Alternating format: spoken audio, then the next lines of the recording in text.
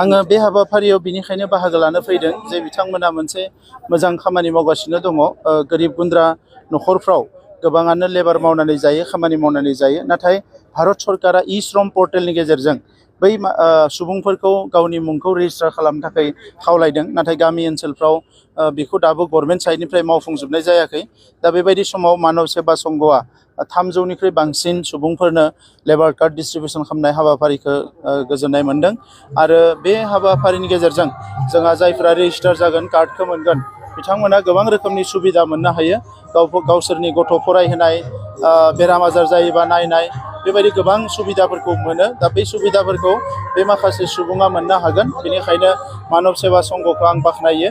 आरो बेजों लोगोसे बे जोंहा UN ब्रह्म भकेशनेल जि हाई स्कुल दङ, बेवहाय गोबां खामानि मावनो दङ। दा बे खामानिफोरखौ थाबैनो मावफुंना होनो थाखाय आङो बिथांमोनखौ प्रप'जेल होनो थाखाय खावलायदों। बियो गमामायैनो नंगौ जे बे खुरजाबगुरि गामिया जेरैबायदि डेभेलप जानांगौमोन बेबायदि जायाखै। आङो दिनै फैनानै नुनो मोनदों। आरो बिनिखायनो जोङो जोंनि बे ओनसोलनि दैदेनगिरिफोरजों सावरायनानै बे गामिखौ बोरैहाय जौगाहोनो हायो, बे गामिनि बायदिसिना गेलेनाय फोथार, बे गामिनि बायदिसिना क्लाब संघफोरखौ बोरै जौगाहोनो हायो, बेनि थाखाय आं थाबैनो माखासे बिथांखिखौ लागोन।